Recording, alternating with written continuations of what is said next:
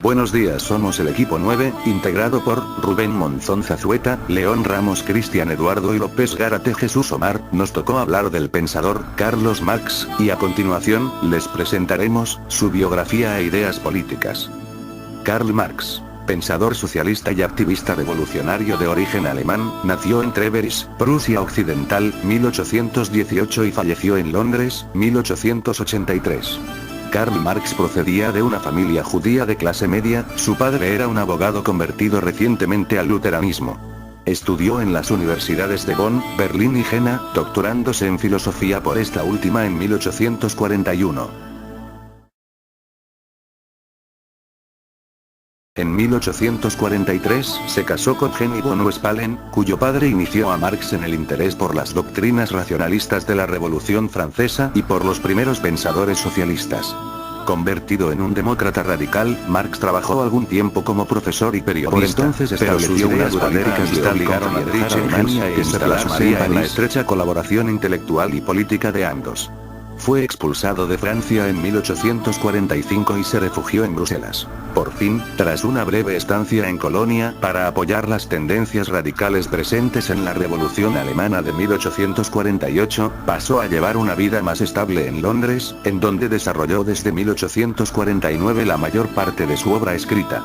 Su dedicación a la causa del socialismo le hizo sufrir grandes dificultades materiales, superadas gracias a la ayuda económica de Engels.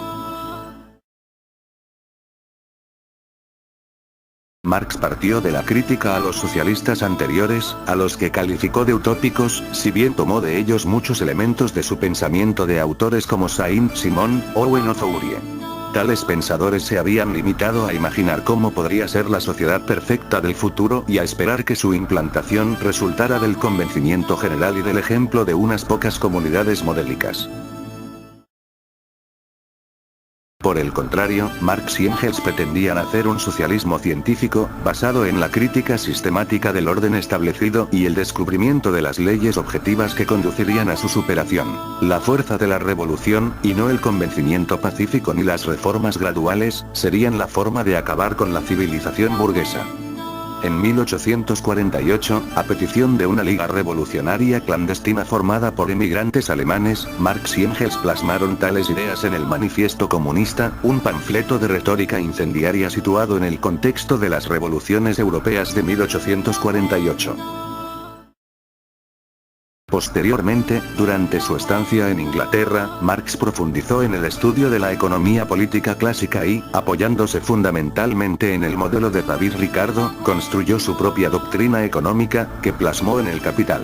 De esa obra monumental solo llegó a publicar el primer volumen en 1867, mientras que los dos restantes los editaría después de su muerte su amigo Engels, poniendo en orden los manuscritos preparados por Marx.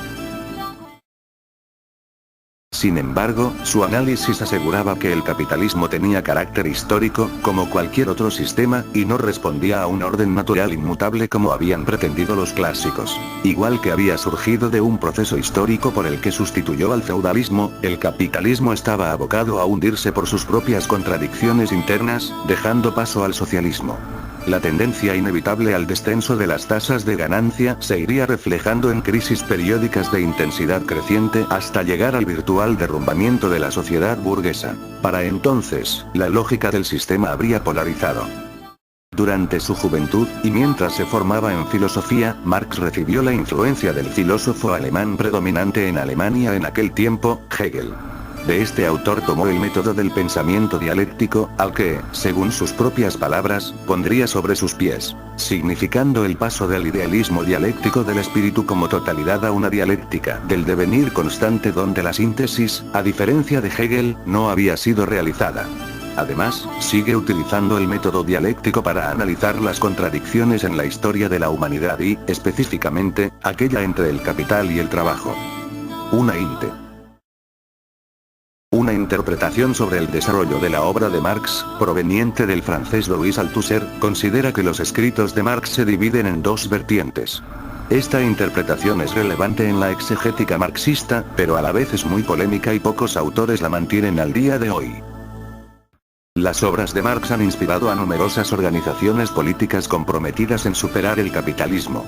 Por una parte, habría que señalar la interpretación que han realizado los leninistas, partidarios de que una vanguardia del proletariado, organizada en un partido revolucionario, preparado, si es necesario, para trabajar en la clandestinidad, empuje a la clase obrera a hacerse con el poder mediante la fuerza insurreccional de masas, para así derrocar a sus antiguas clases opresoras y dominantes, la burguesía y la aristocracia, expropiándolas de su control sobre el aparato de Estado y los medios de producción.